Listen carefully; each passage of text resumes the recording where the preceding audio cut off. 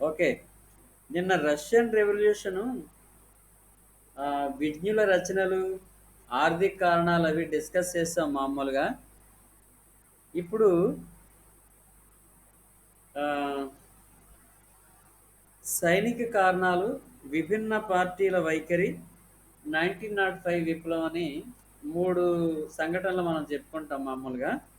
సైనిక కారణాలు. సైనిక కారణాలంటే ఆర్మీలో పరిస్థితులు ఏంటి?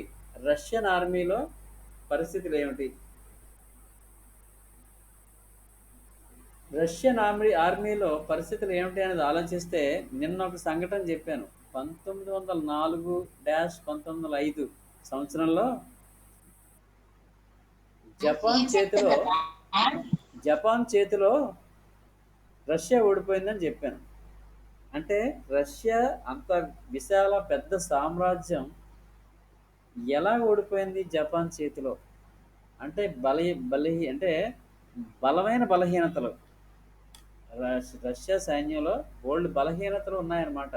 అంటే సైనిక అధికారుల అవినీతి, సైనికులకు సరి అయిన శిక్షణ ఇవ్వకపోవడం, సైన్యానికి సరైన దుస్తులు, ఆహారం సరిగా ఇవ్వకపోవడం, తర్ఫీదు ఇవ్వకపోవడం, ఈ కారణాల చేత సైన్యం కాస్త రష్యన్ ఆర్మీ అంతా కూడా కాస్త బలహీనపడి వెనకబడింది. ఎంత పెద్ద సామ్రాజ్యమైనా క్రమశిక్షణ లేని సైన్యం ఎప్పుడైనా ఇబ్బందికరమే. ఈ రష్యా జపాన్ చేతిలో ఎప్పుడైతే ఓడిపోయిందో రష్యా అంతా కూడా జార్ చక్రవర్తుల మీద వ్యతిరేకత పెరిగింది. జార్ చక్రవర్తుల మీద వ్యతిరేకత అంటే అప్పుడు పరిపాలించే వాళ్ళు జార్ చక్రవర్తులు అని చెప్పాను కదా. చివరి రష్యన్ చక్రవర్తి రెండో నికోలస్ చివరి రష్యన్ కింగ్. సో ఎప్పుడైతే జపాన్ చేతిలో రష్యా ఓడిపోయిందో వెంటనే రష్యా వ్యాప్తంగా నిరసనలు బయలుదేరాయి. చాలామంది కార్మికులు, కర్షకులు కూడా ఈ జరిగినటువంటి అవమానానికి వ్యతిరేకంగా, చక్రవర్తి వ్యతిరేకంగా నినాదాలు, సమ్మెలు అవి జరిగాయి. సైన్యం కూడా చాలామంది ఈ కార్మికులతో పాటు చేరిపోవడం మొదలుపెట్టారు. అంటే సైన్యం అంటే ఆర్మీ జనరల్గా ఎవరి అధీనంలో ఉంటుంది? కింగ్ అధీనంలో ఉంటుంది. కానీ ఎప్పుడైతే జపాన్ చేతిలో ఓడిపోయిందో వాళ్ళ బలహీనతలు వాళ్ళకి అన్నీ తెలుసు కాబట్టి సైన్యం కూడా మద్దతుదారులకి అంటే ఉద్యమకారులకి మద్దతు ఇవ్వడం మొదలుపెట్టారు. ఉద్యమకారులు అంటే ఈ కార్మికులు, కర్షకులు వీళ్ళందరూ కూడా జార్ చక్రవర్తికి వ్యతిరేకంగా వాళ్ళ బాధల నివృత్తి కోసం వాళ్ళు ఉద్యమం చేస్తున్నారు కదా. సోవియట్లుగా చిన్న చిన్న సోవియట్లుగా ఏర్పడి ఉద్యమం చేస్తున్నారు కాబట్టి వాళ్ళతో పాటు చేరిపోయారు సైన్యం. ఈ సైన్యం ఎప్పుడైతే చేరిపోయిందో ఆటోమేటిక్గా ఉద్యమకారులకి బలం చేకూరిందన్నమాట. తర్వాత విభిన్న పార్టీల వైఖరి. రెండోది విభిన్న పార్టీల వైఖరి. ఏంటి విభిన్న పార్టీలు? ఏ 1898లో రాసుకోండి. 1898లో రష్యన్ సోషలిస్ట్ డెమోక్రటిక్ పార్టీ ఏర్పాటైంది. Russian Socialist Democratic party.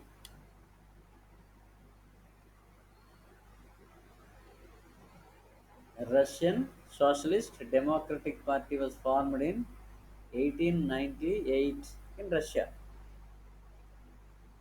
అంతేకాకుండా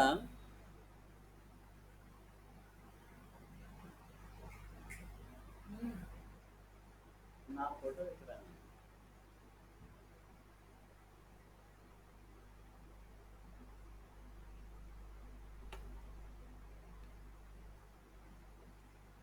రష్యన్ సోషలిస్ట్ డెమోక్రటిక్ పార్టీతో పాటు రష్యాలో నాడు అంటే రష్యన్ విప్లవ కాలంలో శూన్యవాదులు, అరాచకవాదులని కొన్ని సీక్రెట్ సొసైటీస్ ఏర్పాటయ్యాయి.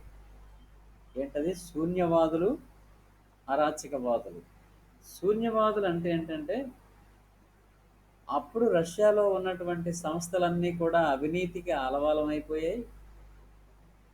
అవినీతి, దోపిడీ, దొంగతనాల టైపులో భ్రష్టు పట్టుకుపోయి ఈ సంస్థలన్నీ కూడా. సమాజానికి ఎటువంటి మేలు చేయట్లేదు ఇవి.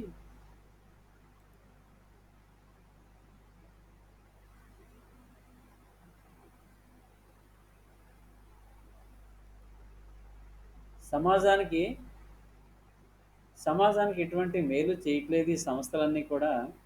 ఈ సంస్థలన్నిటినీ కూడా ధ్వంసం చేసేసి వాటి స్థానంలో కొత్త సంస్థలను ఏర్పాటు చేయాలి అనేది, అంటే ఇంక్లూడింగ్ కింగ్, రాజరిక వ్యవస్థతో పాటు అన్ని వ్యవస్థలని కూడా నిర్మూలన చేసి అన్ని వ్యవస్థల్ని నిర్మూలన చేసి కొత్త వ్యవస్థను ఏర్పాటు చేయాలి. అప్పుడే రష్యన్స్కి న్యాయం జరుగుతుందని వీళ్ళ తాలూకా వాదన. శూన్యవాదులు, అరాచకవాదులు కూడా అంతే. మొత్తం రాజరిక వ్యవస్థని, మిగతా పరిపాలనా వ్యవస్థని కూడా భ్రష్టు పట్టిపోయాయి కాబట్టి వాటి స్థానంలో ఆదర్శ సమాజం ఏర్పాటు చేయాలి అని అరాచకవాదులు వేరొక వర్గం ఉంటారు. ఇంచుమించుగా ఇద్దరి తాలూకా ధ్యేయం ఒకటే. ఈ రెండు వర్గాలతో పాటు రష్యన్ సోషలిస్ట్ డెమోక్రటిక్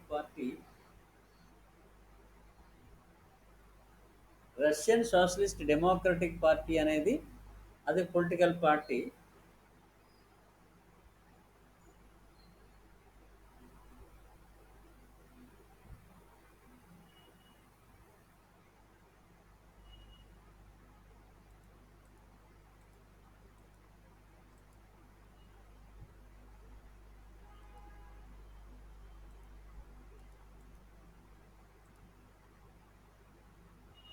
హలో, వినపడుతుందా?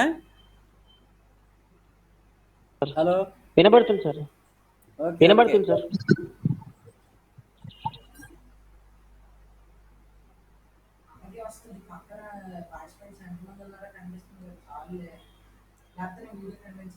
సరే, సరే. తర్వాత కార్ల్ మార్క్స్ సిద్ధాంతాల మీద ప్రభావితమైన వాళ్ళు కొంతమంది ఉన్నారు.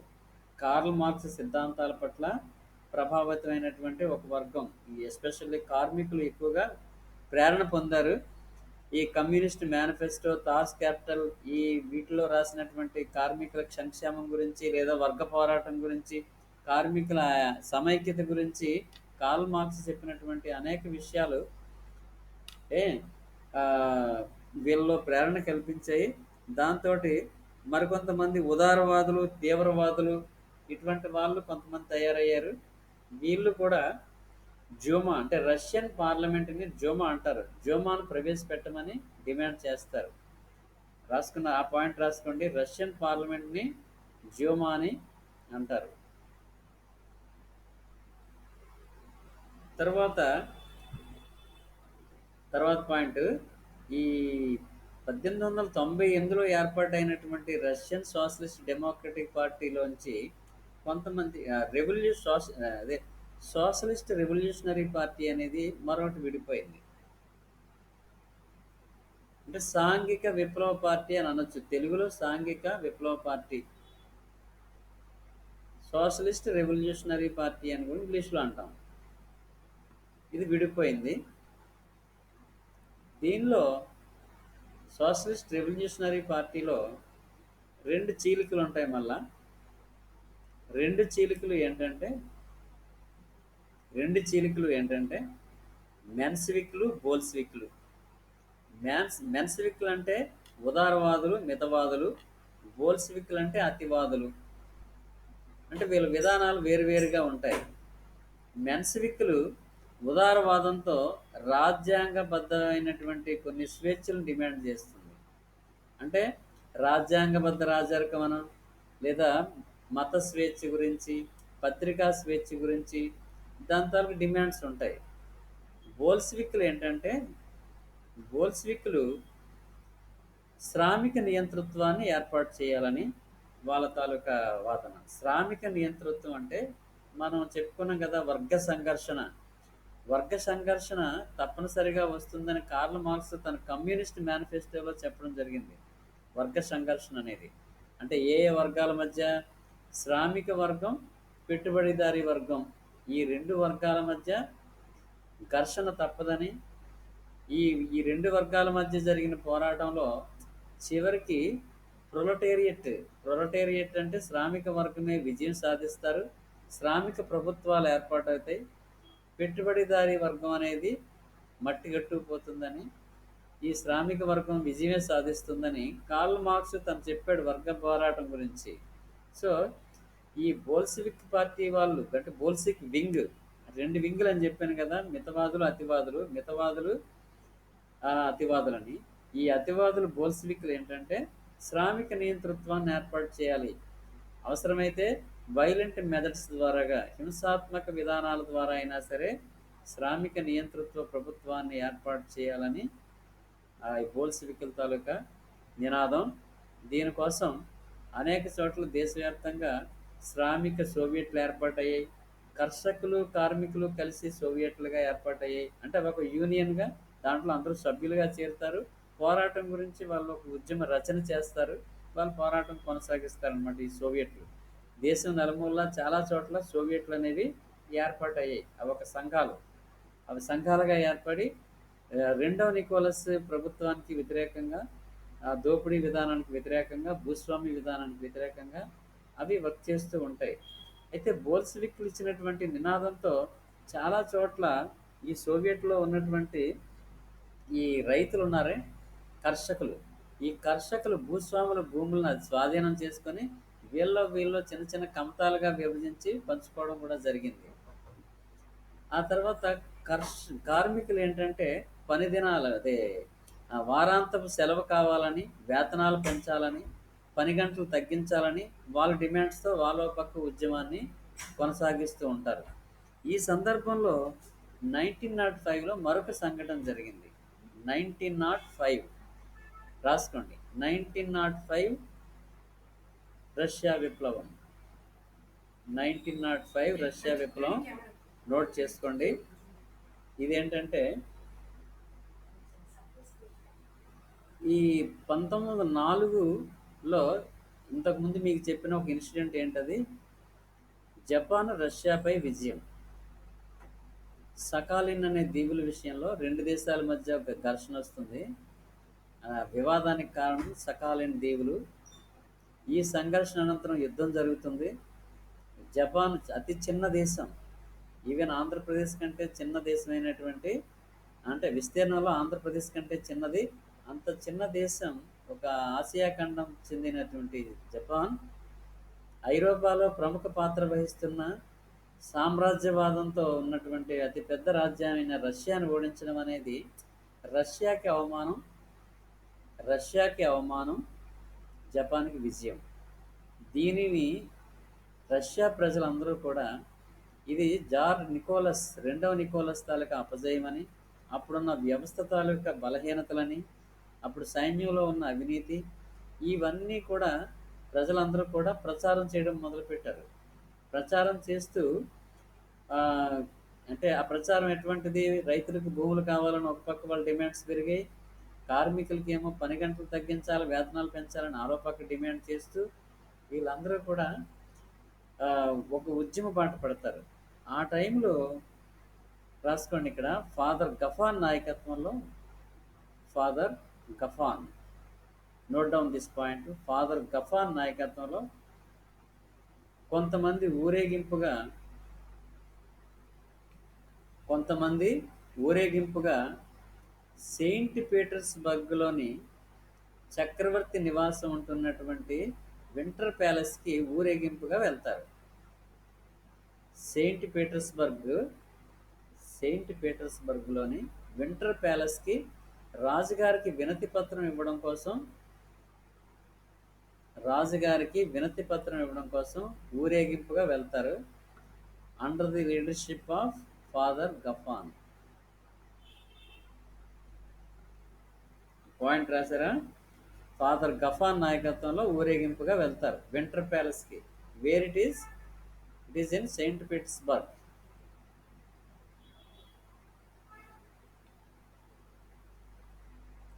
ఈ సెయింట్ పీటర్స్బర్గే జపాన్ యుద్ధం తర్వాత దాన్ని పెట్రోగ్రాడ్ అని, ఆ లెనిన్ వచ్చిన తర్వాత లెనిన్ గ్రాడ్ అని పేర్లు మారుతాయి దీనికి.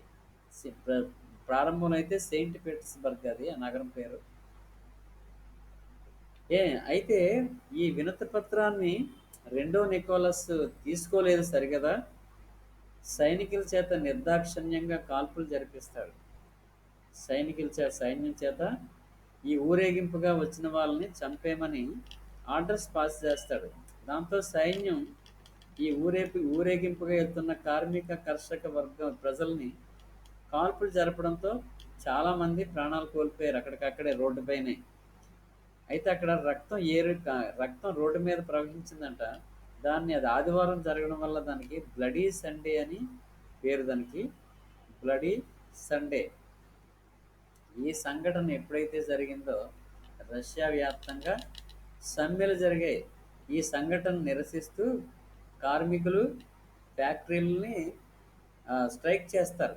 స్ట్రైక్ చేసి సమ్మెకి వెళ్ళిపోయి ఫ్యాక్టరీలు మూతపడిపోయి చాలా చోట్ల ఈ సంఘటన నిరసిస్తూ కర్షకులు, కార్మికులు సోవియట్లు ఎక్కువ ఫార్మ్ అయ్యాయి అని చెప్పాను కదా, వీళ్ళందరూ ఏకమై ఆ, ఇతనికి నికోలస్కి వ్యతిరేకంగా, చక్రవర్తికి వ్యతిరేకంగా లేదా రాజరికానికి వ్యతిరేకంగా చాలా చోట్ల ఉద్యమాలు చేస్తారు.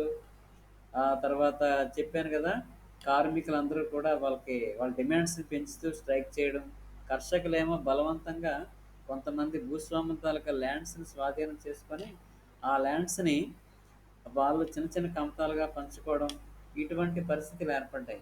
ఈ పరిస్థితుల్లో రెండో నికోలస్ కాస్త మెట్టు దిగొచ్చి జ్యూమాని సమావేశపరుస్తాడు. జ్యూమా అంటే రష్యన్ పార్లమెంట్ అని చెప్పాను కదా, రష్యన్ పార్లమెంట్ జ్యూమాని సమావేశపరచడం జరిగింది.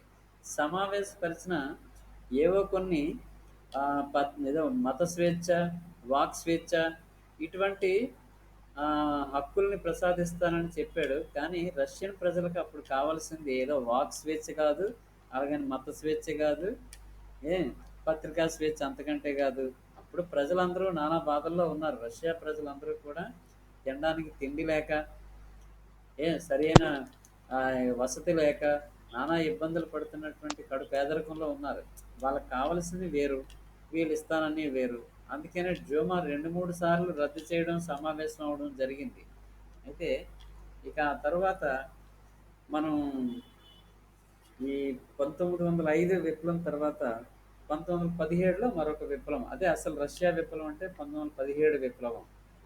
1917లో 2 రకాల విప్లవాలుగా మనం చెప్పుకోవచ్చు. 1917 మార్చి విప్లవం, 1917 నవంబర్ విప్లవం. 1917 మార్చి విప్లవం ఒకటి, రాసుకోండి అవి. 1917 మార్చి విప్లవం మరియు 1917లోనే నవంబర్ విప్లవం. అంటే ఇక్కడ 2 సంఘటనలు ఉన్నాయి. ఇక్కడ మార్చి విప్లవం అని గ్రెగేరియన్ క్యాలెండర్ ప్రకారం మార్చి విప్లవం అంటారు. రష్యన్ క్యాలెండర్ ప్రకారం ఏంటంటే ఫిబ్రవరి విప్లవం అని కూడా అంటారు. ఇక్కడ రాజు పదవి నుంచి దిగిపోవడం జరిగింది. అంటే ప్రజల తాలూకా ఒత్తిడికి తలొగ్గి, ఉద్యమానికి తలొగ్గి రాజుని గద్దె నుంచి దిగిపోవాలని సలహా ఇవ్వడంతో 1917 మార్చిలో రెండో నికోలస్ పదవి నుంచి దిగిపోతాడు. అది యాక్చువల్గా రష్యన్ క్యాలెండర్ ప్రకారము ఫిబ్రవరిలో జరిగింది. అంటే గ్రెగేరియన్, ఇప్పుడు ప్రపంచవ్యాప్తంగా అమలు జరుగుతున్నటువంటి క్యాలెండర్ గ్రెగేరియన్ క్యాలెండర్. ఇప్పుడు కూడా ప్రపంచంలో అన్ని దేశాలు అమలు చేసేది జనరల్గా గ్రెగేరియన్ క్యాలెండరు. రష్యన్ క్యాలెండర్ వేరేది. రష్యన్ క్యాలెండర్కి గ్రెగేరియన్ క్యాలెండర్కి 13 రోజులు తేడా ఉంటుంది. అంటే రష్యన్ క్యాలెండరు 13 రోజులు వెనక ఉంటుంది, గ్రెగేరియన్ క్యాలెండర్ ముందుంటుంది ఈ 13 రోజులు. అందువలన ఈ సంఘటన అంటే రెండో నికోలస్ సింహాసనం నుంచి దిగిపోవడం అనేది ఫిబ్రవరిలో, రష్యన్ క్యాలెండర్ ప్రకారం ఫిబ్రవరిలో జరిగింది. సో రష్యాలో ఈ విప్లవాన్ని ఫిబ్రవరి విప్లవం లేదా ఫిబ్రవరి రెవల్యూషన్ అంటారు. మనం గ్రెగేరియన్ క్యాలెండర్ ప్రకారం మార్చి విప్లవం అంటాం. ఇక్కడ ఫాల్ ఆఫ్ జార్. ఫిబ్రవరి విప్లవం లేదా మార్చి విప్లవం తాలూకా ప్రధాన ఫలితం ఏంటంటే ఫాల్ ఆఫ్ జార్. అంటే జార్ చక్రవర్తి పదవి నుంచి దిగిపోవలసి వచ్చింది. దిగిపోయి అక్కడ తాత్కాలిక ప్రభుత్వం ఏర్పాటైంది.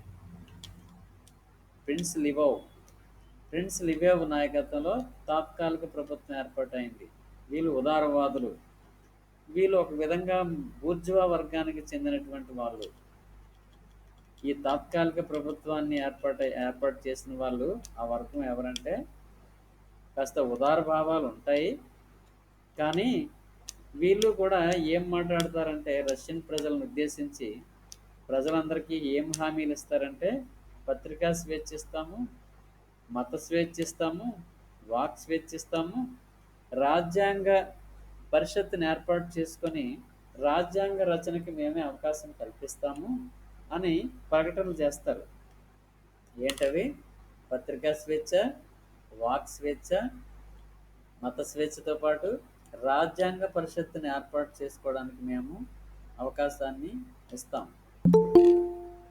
రాజ్యాంగ పరిషత్ అంటే ఇప్పుడు మనం భారత రాజ్యాంగ పరిషత్ ఏర్పాటైంది కదా. భారత రాజ్యాంగ పరిషత్కి శాశ్వత అధ్యక్షుడిగా బాబు రాజేంద్ర ప్రసాద్. ఆ తర్వాత అది 2 సంవత్సరాల చెప్పుకున్నాం కదా మనం మామూలుగా ఇంతకుముందు.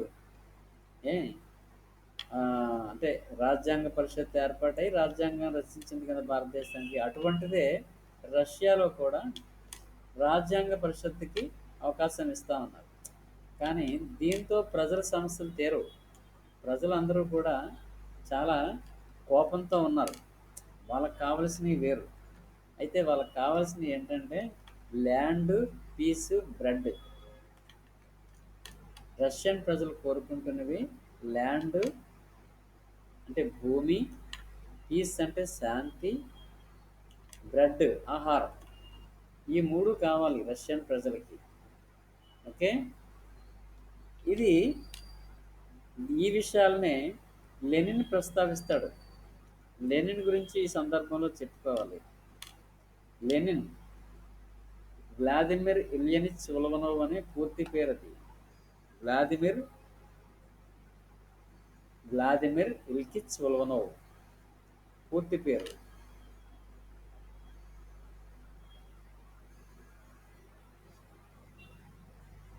వ్లాదిమిర్ ఇల్కిచ్ ఉలవనోవ్ పూర్తి పేరు. ఇతడు విశ్వవిద్యాలయంలోనే అభ్యసిస్తాడు. విశ్వవిద్యాలయ ఎడ్యుకేషన్ కూడా చేస్తాడు. అయితే 3వ అలెగ్జాండర్ని హత్య చేయడానికి ప్రయత్నించాడనే దీంతో వీళ్ళ సోదరుడిని అరెస్ట్ చేయడం, అనుమానంతో ఇతడిని అరెస్ట్ చేయడం, సైబీరియాకి పంపించడం, సైబీరియాలో కొంతకాలం పాటు ప్రవాస జీవితాన్ని గడిపి రష్యాలో రష్యాలో అంటే ఇక్కడ విప్లవం మంచి రసకందాయంలో పడినప్పుడు అతడు ఏప్రిల్లో తిరిగి వస్తాడు. 1917 ఏప్రిల్లో తిరిగి వచ్చి తన తాలూకా నినాదాలని, తన తాలూకా పార్టీ ఎజెండాని ప్రకటిస్తాడు. అవే రష్యన్ ప్రజలందరికీ కూడా శాంతి, భూమి, ఆహారం, ల్యాండ్, పీస్, బ్రెడ్ ఇవి ప్రజలందరికీ చేకూర్చడమే నా ప్రధాన ఉద్దేశం అని ప్రకటన చేస్తాడు. దీన్నే ఏప్రిల్ థీసిస్ అని అంటారు. లెనిన్ ప్రకటించినటువంటి ఈ ల్యాండ్, పీస్, బ్రెడ్ అనేవి ఏప్రిల్లో ప్రకటించాడు. అందుకని దీన్ని ఏమంటారు? April thesis. రాసుకోండి ఆ point. Lenin land, peace, bread ప్రజలకు అందరికీ చేకూరుస్తానని ఏప్రిల్లో ప్రకటించడం వలన దీన్ని ఏమన్నారు? ఏప్రిల్ థీసిస్ అని అన్నారు.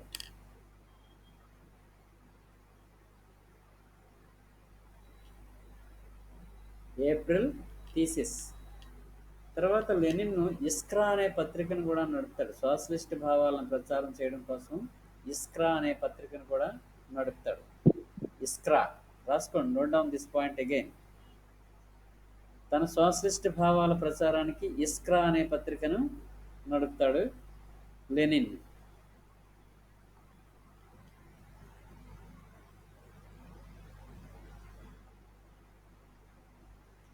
ఇతడు బోల్షివిక్ వర్గానికి అధిపతి. మనం మెన్స్విక్లు, బోల్షివిక్లు అని చెప్పుకున్నాం కదా. మెన్స్విక్లు, బోల్షివిక్లు. ఈ మెన్స్విక్ల నాయకుడు కెరన్స్కీ ఇప్పుడు ప్రభుత్వాన్ని తాత్కాలిక ప్రభుత్వాన్ని ఏర్పాటు చేస్తాడు రష్యాలో. మెన్సవికుల నాయకుడు కెరెన్స్కీ. రాసుకోండి. మెన్సవికుల నాయకుడైన కెరెన్స్కీ రష్యాలో తాత్కాలిక ప్రభుత్వ ఏర్పాటు.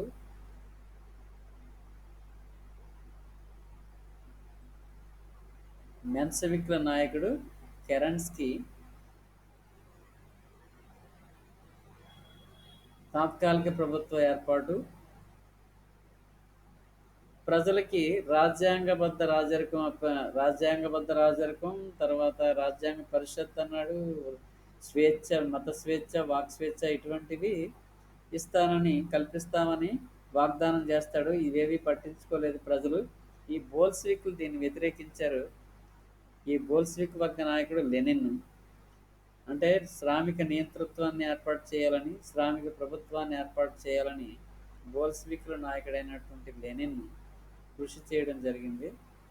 దానికి హింసాత్మక మార్గాలైన అవలంబించడానికి సిద్ధపడాలని కార్మికులందరికీ కూడా పిలుపునిస్తాడు. ఈ పిలుపుని అందుకున్నటువంటి ప్రజలందరూ లెనిన్ నాయకత్వంలో నడుస్తారు. అయితే ప్రభుత్వాన్ని అంటే ఈ మెన్స్విక్ల తాలూకా ప్రభుత్వాన్ని కూలదోయడానికి ఒక డేట్ సీక్రెట్గా ఫిక్స్ చేస్తాడు. పెద్దగా ప్రాణ నష్టం జరగకుండానే ఆ వింటర్ ప్యాలెస్ నుంచి ఏ ఈ మెన్సవిక్ల నాయకుడైన కెరెన్స్కీ రాజ్యాన్ని వదిలి పారిపోతాడు. అంటే రాజభవనం వదిలేసి పారిపోతాడు కెరెన్స్కీ. దాంతో సునాయాసంగానే బోల్స్విక్లు రష్యాలో అధికార స్థాపన చేస్తారు. ఇది 1917 నవంబర్ 7న జరిగింది. 1917 నవంబర్ 7న ఈ సంఘటన జరిగింది. దీన్ని నవంబర్ విప్లవం అని, అక్టోబర్ విప్లవం అని కూడా అంటారు. ఎందుకని? ముందు ఇది రాసుకోండి. 1917 నవంబర్ 7న బోల్స్విక్లు మెన్సవిక్లని పారదోలి, లేదా మెన్సవిక్లను ఓడించి, లేదా మెన్సవిక్లని అధికారం నుంచి అధికార భ్రష్టులు చేసి వీళ్ళు శ్రామిక నియంతృత్వాన్ని ఏర్పాటు చేస్తాడు లెనిన్. శ్రామిక నియంతృత్వాన్ని ఏర్పాటు చేస్తాడు లెనిన్. లెనిన్ నాయకత్వంలో రష్యాలో కొత్త ప్రభుత్వం, కమ్యూనిస్ట్ ప్రభుత్వం ఏర్పాటైంది. కమ్యూనిస్టు ప్రభుత్వం ఏర్పాటు 1917 నవంబర్ 7 విప్లవం తర్వాత. దీన్ని అక్టోబర్ విప్లవం అని ఎందుకు అన్నారని చెప్పాను? అక్టోబర్ విప్లవం అని అనడానికి కారణం ఏం చెప్పాను? ఇది రష్యన్ క్యాలెండర్ ప్రకారం అక్టోబర్లో పడింది డేటు, గ్రెగేరియన్ క్యాలెండర్ ప్రకారం నవంబర్ 7. ఇప్పుడు ఎక్కువ మంది ప్రపంచంలో ఫాలో అయ్యేది ఈ గ్రెగేరియన్ క్యాలెండర్ కాబట్టి ఇది నవంబర్ 7 కాబట్టి నవంబర్ విప్లవం అని అంటాం మామూలుగా మన బుక్స్లో. కానీ రష్యా చరిత్ర వాళ్ళ పుస్తకాల్లో మాత్రం అక్టోబర్ విప్లవం అని అంటారు. So anyhow, Lenin established a communist government in Russia. This is the first time and the first instance and the first thing a communist government was formed in a major country in Europe. ఐరోపా దేశంలో, ప్రపంచంలోనే మొట్టమొదటి communist ప్రభుత్వం ఏర్పాటైంది రష్యాలో under the leadership of Lenin.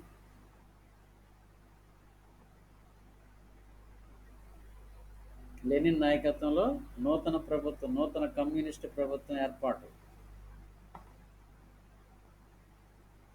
అయితే ఈ మధ్యలో ఒక సంఘటన చెప్పుకోవాలి. 1917 అంటే మొదటి ప్రపంచ యుద్ధం జరుగుతూనే ఉంది.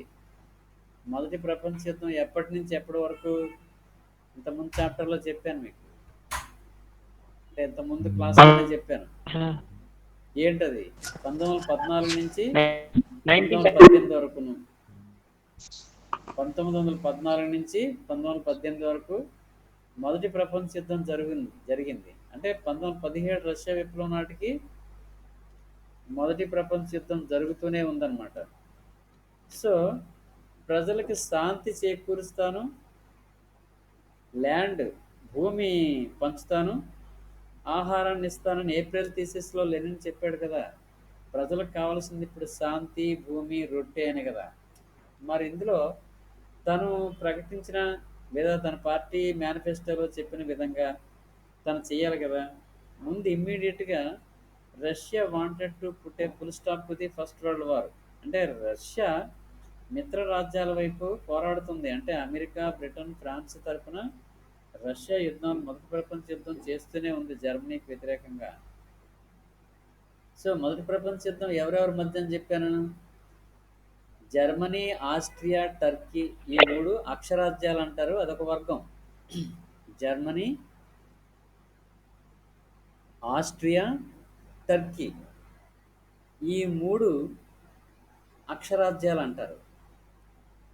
ఈ మూటికి వ్యతిరేకంగా మిత్ర రాజ్యాలు ఏర్పాటయ్యాయి. అంటే ఈ మూడు రాజ్యాలు స్వార్థపూరితంగా ప్రవర్తిస్తాయి.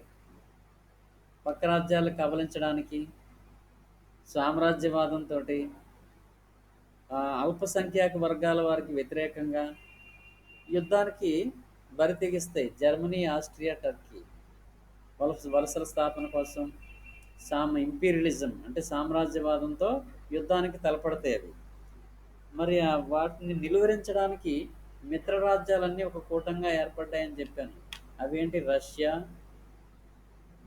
ఫ్రాన్స్, ఇంగ్లాండ్, మిగతా స్వీడన్, నార్వే, ఈ దేశాలన్నీ కూడా మిత్రరాజ్యాలు. అమెరికా కొద్ది లేటుగా చేరుతుంది మిత్రరాజ్యాల పక్షాన, 1917లో చేరుతుంది. 1917లో మిత్రరాజ్యాల వైపున అమెరికా చేరడంతో మొదటి ప్రపంచ యుద్ధం ఒక్కసారిగా టర్న్ అవుతుంది. అంటే మిత్రరాజ్యాల విజయానికి చేరువవుతారు. అమెరికా ఎప్పుడైతే ఎంటర్ అయిందో ఆటోమేటిక్గా విజయం వీళ్ళనే వరిస్తుంది. జపాన్, టర్కీ, ఆస్ట్రియా ఓడిపోవడం జరిగింది. అది మొదటి ప్రపంచ యుద్ధం ఎండింగ్లో దాని రిజల్ట్స్, దాని ఇంపాక్ట్ అన్నీ మనం చెప్పుకున్నాము. అయితే ఇక్కడ మరొకసారి గుర్తు చేస్తున్నాను. అంటే at the time of Russian revolution first world war was going, జరుగుతూనే ఉంది. జర్మనీ సైన్యాలు రష్యాలో వచ్చి రష్యా మీద యుద్ధం ప్రకటించి రష్యాలో చాలా భూభాగాలను ఆక్రమించేసుకుంది. లిథుయేనియా, ఎథియోనియా, ఏదో అదేంటది ఫిన్లాండ్, తర్వాత ఇండిపెండెంట్ అవుతుంది అది. ఫిన్లాండ్ చాలా ప్రాంతాలని, రష్యా సామ్రాజ్యంలో చాలా ప్రాంతాలని జర్మనీ ఆక్రమించేసుకుంది. అయితే ఈ పరిస్థితుల్లో లెనిన్ ఏం చేయాలి? శాంతి చేకూర్చాలంటే యుద్ధం నుంచి విరమించుకోవాలి. మరి సడన్గా యుద్ధం నుంచి లెనిన్ యుద్ధం నుంచి విరమించుకుంటే మరి జపాన్కి మరి అప్పటికే చాలా ప్రాంతాలు ఆక్రమించి ఉంది కాబట్టి జర్మనీ ఆక్రమించిన భూభాగాల్ని తనకి ఇచ్చేయవలసి ఉంటుంది. లేకపోతే అది మరింత ఇంకా ముందుకు వస్తుంది. మరి సంధి చేసుకొని యుద్ధం నుంచి విరమించుకుంటే తప్ప వీళ్ళకి శాంతి చేకూరదు. దానికోసం లెనిన్ ఏం చేస్తాడు? జర్మనీతో బలవంతంగా అయినా ఒక ఒప్పందాన్ని చేసుకుంటాడు. 1918లో స్టార్టింగ్లో, ప్రారంభంలో బ్రెస్ట్ లిటావస్క్ సంధి చేసుకుంటాడు. Please note down this point. Lenin జర్మనీతో చేసుకున్న సంధి రండి. లెనిన్ జర్మనీతో చేసుకున్న సంధి బ్రెస్ట్ లిటావస్క్ సంధి.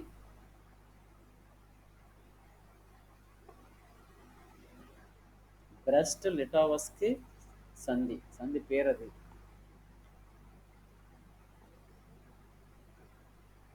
దీని ప్రకారం, ఈ సంధి ప్రకారం రష్యా చాలా భూభాగాన్ని, జనాభాని కూడా వదులుకోవాల్సి వచ్చింది.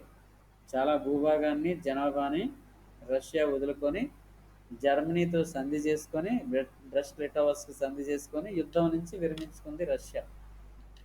ఇప్పుడు ఈ పాయింట్ రాసుకోవాలి మీరు. బ్రెస్ట్ లిటావస్క్ సంధి చేసుకొని రష్యా యుద్ధం నుంచి విరమించుకుంది. సో లెనిన్ తన తాలూకా మేనిఫెస్టోలో శాంతి చేకూరుస్తానన్నాడు కాబట్టి మొదటి ప్రపంచ యుద్ధం నుంచి విరమించుకోవడం ద్వారాగా శాంతి చేకూర్చాడు. సో ఇంకొకటి ఏంటి? ల్యాండ్, భూమి. మరి లెనిన్ కమ్యూనిస్ట్ ప్రభుత్వం స్థాపించిన తర్వాత ఈ భూస్వాముల తాలూకా ల్యాండ్లన్నీ కూడా, అవి ప్రైవేట్ భూములు కదా, అవన్నీ కూడా నేషనలైజ్ చేసాడు, జాతీయం చేసాడు. మొత్తం ల్యాండ్స్ అన్నీ జాతీయం చేసేసి కర్షకులకి అందరికీ పంచిపెట్టేస్తాడు, రైతులకి అందరికీ.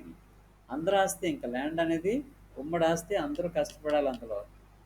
ఫ్యాక్టరీలు కూడా జాతీయం చేసేసుకొని శ్రామికులకి అప్పగిస్తాడు. శ్రామికులు కష్టపడితే అందులో రావాల్సిన ఉత్పత్తి లాభాలన్నీ కూడా అందరికీ అందుతాయని. సో ల్యాండ్స్ అన్నీ కూడా నేషనలైజ్ చేసేసి రైతులకు ఇవ్వడం జరిగింది. ఫ్యాక్టరీలు ప్రైవేట్ వ్యక్తుల పెట్టుబడిదారీ వర్గం తాలూకా ఫ్యాక్టరీలన్నీ కూడా జాతీయం చేసుకుని అవి కూడా కార్మికులకు ఇవ్వడం జరిగింది. ఏ ఇక ప్రజలందరికీ వ్యవసాయ క్షేత్రాల్లో అందరూ కష్టపడడం, ఆహారాన్ని ఉత్పత్తి చేయడం వల్ల ఆహారం కూడా ప్రజలందరికీ అందింది. ఇది లెనిన్ ప్రకటించిన విధంగా తన మేనిఫెస్టోలో చెప్పినటువంటి వాగ్దానం చేసినటువంటివి ఇవన్నీ కూడా నెరవేరుస్తాడు. ఇవన్నీ వార్ ఫుటింగ్ స్టేజ్లో ఒకేసారి అవన్నీ చేయడం జరిగింది. విప్లవాత్మకమైనటువంటి సంస్కరణలు చేయడం జరిగింది. అయితే ఇప్పుడు మొదటి ప్రపంచ యుద్ధం అయిపోయింది కదా. అయిపోయే స్థితిలో మరొక ప్రాబ్లం వస్తుంది లెనిన్కి. ఏంటా ప్రాబ్లము? ఇప్పుడు రష్యాలో కమ్యూనిస్ట్ ప్రభుత్వం ఏర్పాటు అవడం అమెరికా, బ్రిటన్, ఫ్రాన్స్ దేశాలకు ఇష్టం లేదు. ఎందుకంటే అవి పెట్టుబడిదారీ దేశాలు. కమ్యూనిజం అనేది పెట్టుబడిదారీ విధానానికి పూర్తి బద్ధశత్రువు, పూర్తి వ్యతిరేకం. సో అతిపెద్ద దేశమైనటువంటి రష్యాలో కమ్యూనిస్ట్ విప్లవం రావడం, కమ్యూనిస్ట్ ప్రభుత్వం ఏర్పడడం వాళ్ళకి నచ్చలేదు. దీన్ని ఎలాగైనా కూల్చేయాలి. కమ్యూనిస్ట్ ప్రభుత్వాన్ని కూల్చేసి మళ్ళీ అక్కడ రాజరికాన్ని ప్రవేశపెట్టాలి. అందుకోసం ఫ్రాన్సు, ఇంగ్లాండు, రష్యా సైన్యాన్ని రష్యాకి పంపిస్తాయి.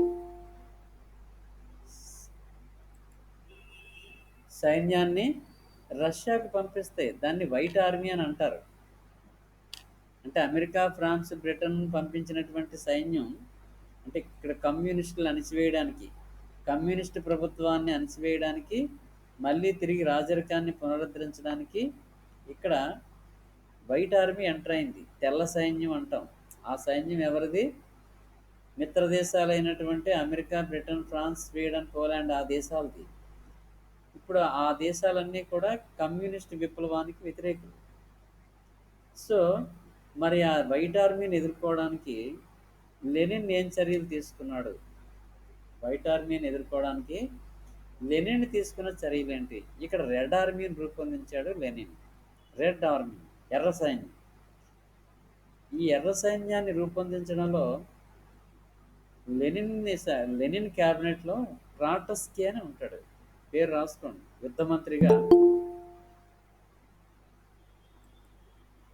యుద్ధమంత్రిగా ట్రాటస్కీని నియమిస్తాడు. ట్రాటస్కీ లెనిన్కి బాగా అనుయాయుడు, కుడిభుజం లాంటి వాడు. ఇంకొకడు స్టాలిన్ కూడా లెనిన్కి అనుయాయుడే. తర్వాత కాలంలో మళ్ళీ తన నియంతలాగా ప్రవర్తిస్తాడు. కానీ లెనిన్కి ముఖ్యమైన అనుచరులు ట్రాటస్కీ, స్టాలిన్. రాసుకోండి. లెనిన్కి ప్రధాన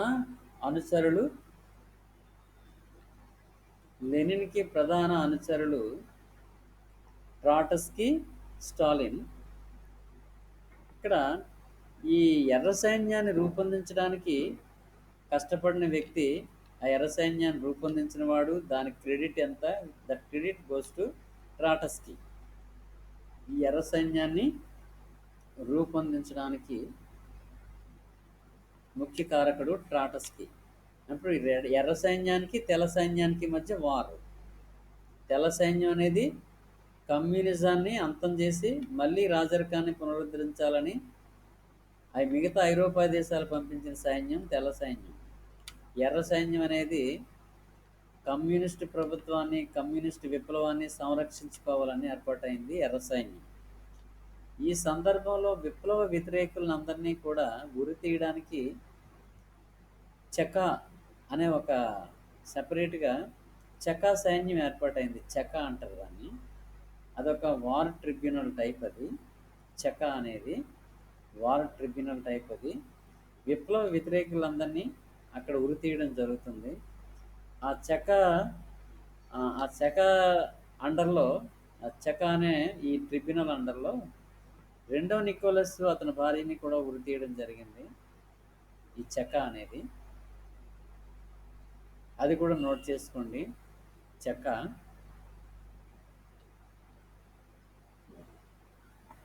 సో రెడ్ ఆర్మీ, చెకా.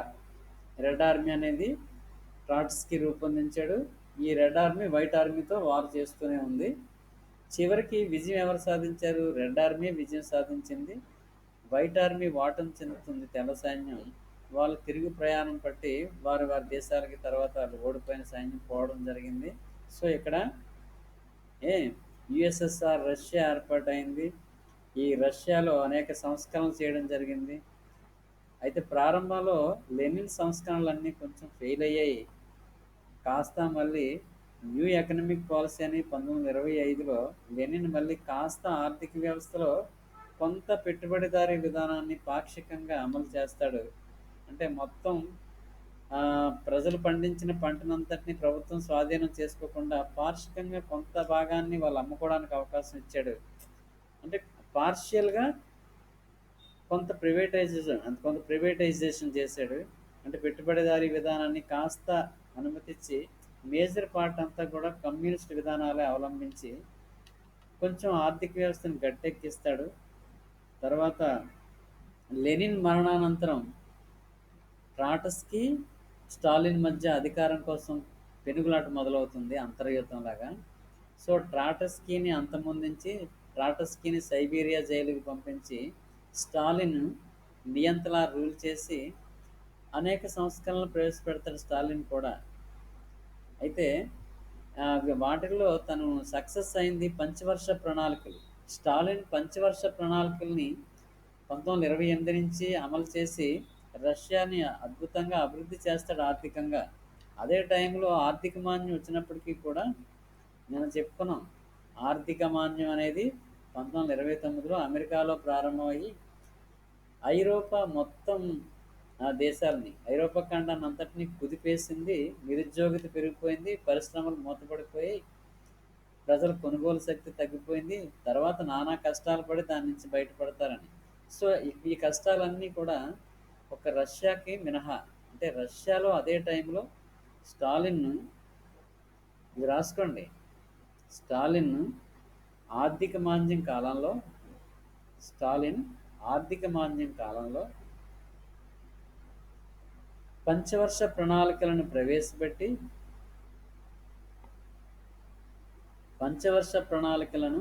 ప్రవేశపెట్టి అద్భుతంగా ఆర్థికాభివృద్ధి సాధిస్తాడు.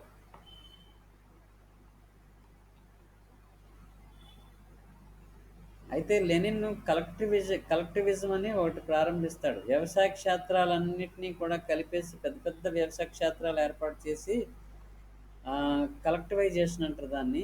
అందులో ఫెయిల్ అయ్యాడు. కలెక్టివైజేషన్ అనేది ప్రారంభించి విశాల వ్యవసాయ క్షేత్రాలు ఏర్పాటు చేసి సమిష్టి వ్యవసాయం చేయిస్తాడు. దానివల్ల కొంతమంది రైతులు ఇబ్బందులు పడ్డారు. అది పూర్తిగా సక్సెస్ కాలేదు, కానీ కలెక్టివైజేషన్ కూడా స్టార్ట్ చేసింది స్టాలిన్. అయితే పంచవర్ష ప్రణాళికల విషయంలో మాత్రం కాస్త విజయాన్ని సాధించగలిగాడు. ఆర్థిక మాంద్యం తాలూకా ప్రభావం లేకుండా రష్యాను నడిపించాడు స్టాలిన్. ఇది మనకి విప్లవం రష్యా విప్లవంలో మీకు అడగాల్సిన లెనిన్ షార్ట్ నోట్ అడుగుతాడు మామూలుగా. లెనిన్, కార్ల్ మార్క్స్ అది షార్ట్ నోట్ అడగచ్చు. తర్వాత రెండవ నికోలస్ అప్పుడప్పుడు రేరుగా అడిగే ఒక ఇది. రెండవ నికోలస్ అన్నప్పుడు మీరేం రాయగలరు? రెండో నికోలస్ జార్జ్ చక్రవర్తి రష్యా చక్రవర్తుల్లో చివరివాడు రెండో నికోలస్.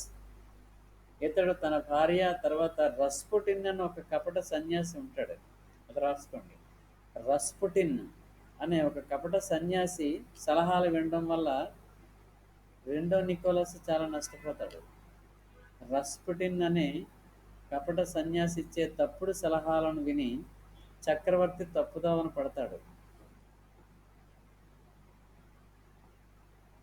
విలాస జీవితానికి అలవాటు పడడం, పాతకాలం నాటి నిరంకుశ విధానాలను పాటించడం, తనే సర్వాధికారి, తను చెప్పినట్లే వినాలని భావించి ప్రజల మీద అనేక పన్నుల భారాన్ని పెంచడం, దీంతో రైతులు, కార్మికులు అసంతృప్తి చెంది రాజుకు వ్యతిరేకత పెరగడం, దేశవ్యాప్తంగా సోవియట్లు ఏర్పాటయ్యి రాజరిక అంటే రెండవ నికోలస్ రాజరికానికి వ్యతిరేకంగా పోరాటాలు సల్పడం,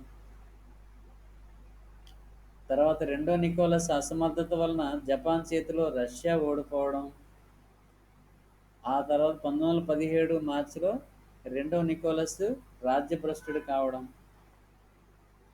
చివరికి ఉరి తీయబడ్డం. ఇది రెండో నికోలస్ గురించి ఆ విధంగా అలా కొన్ని పాయింట్స్ రాసుకొస్తే మీరు ఆటోమేటిక్గా ఆన్ ది స్పాట్లో కొంత మీరు రాయగలరు. రెండో నికోలస్ అని షార్ట్ నోట్ అడిగితే, కానీ మేజర్ జనరల్గా లెనిన్ అనే అడగడం జరుగుతూ ఉంటుంది. ఆ తర్వాత రష్యా విప్లవానికి కారణాలు అని పెద్ద క్వశ్చన్ ఎప్పుడూ వస్తుంటుంది, కంపల్సరీగా ఉంటుంది. రష్యా విప్లవానికి కారణాలు ఇజే ఇంపార్టెంట్ అండి, కంపల్సరీ క్వశ్చన్ అది. అది వరుసగా రాజకీయ కారణాలు అంటే ఈ జార్ చక్రవర్తుల నిరంకుశ విధానాలు ఏంటి, వాళ్ళు తీసుకున్న చర్యల వలన ప్రజల్లో ఎటువంటి ఇబ్బందులు కలిగాయి అది. ఆ తర్వాత ఆర్థిక కారణాలు, సైనిక కారణాలు, 1905 విప్లవ సంఘటన గురించి రాయాల్సి ఉంటుంది. తర్వాత విజ్ఞుల రచనలు అంటే టాల్స్టాయ్, గోర్కీ, చెకోవ్, ప్లెకనోవ్ వీళ్ళ తాలూకా రచనలు. ఇంకా Karl Marx communist manifesto, toss capital. ఇవి విజ్ఞుల కారణాలు. సైనిక కారణాలు అంటే సైన్యంలో నెలకొన్నటువంటి అవినీతి, అసమర్థత, క్రమశిక్షణ రాహిత్యం, సైనికులకు సరైన వసతి, దుస్తులు, ఆయుధాలు సమకూర్చలేకపోవడం. సో సైన్యం నిర్వీర్యం పొంది సైనికుల్లో కూడా తిరుగుబాటు వచ్చి సైనికులు కూడా కర్షకులు, కార్మికులతో కలిసిపోవడం. కొన్ని సందర్భాల్లో రాజు విప్లవకారుల్ని చంపమని ఆజ్ఞాపిస్తే దాన్ని తిరస్కరించిన సందర్భాలు కూడా ఉన్నాయి. సైనికులు తిరస్కరించి ఉద్యమకారులతో చేతులు కలిపిన సందర్భాలు ఉన్నాయి. ఇది సైనిక కారణాలు. తర్వాత 1917 మార్చి విప్లవం అంటే రెండో నికోలస్ అధికారం నుంచి దిగిపోవడం. 1917 నవంబర్ 7న లెనిన్ నాయకత్వంలో బోల్షివిక్లు విజయాన్ని సాధించి కమ్యూనిస్టు ప్రభుత్వాన్ని ఏర్పాటు చేయడం. ఇలా వరుసగా ఇవన్నీ రష్యా విప్లవానికి కారణాలుగా మీరు రాసుకోవాల్సి ఉంటుంది. రాజకీయ కారణాలు, ఆర్థిక కారణాలు, సైనిక కారణాలు, విజ్ఞుల రచనలు, 1905 విప్లవం, 1917 మార్చి, 1917 నవంబర్ విప్లవం. ఈ మధ్యలో లెనిన్ తాలూకు కొంత పాత్ర ఉంటుంది. టోటల్గా ఇవన్నీ రష్యా విప్లవానికి కారణాలు. షార్ట్ నోట్ గ్యారంటీగా మామూలుగా లెనిన్ అడుగుతూ ఉంటాడు. మామూలుగా ఒకవేళ పెద్ద క్వశ్చన్ ఇచ్చినా లెనిన్ ఇస్తూ ఉంటాడు. So the role of Lenin in Russian revolution అని. సో ఇది రష్యా విప్లవానికి కారణాలు.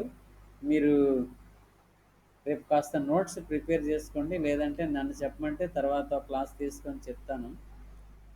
So thank you. తర్వాత మళ్ళీ పీరియడ్ ఎప్పుడన్నది నేను చెప్తాను. Okay sir. Okay okay, thank you sir. Thank you sir. Okay, welcome welcome welcome. Thank you sir. Okay, welcome.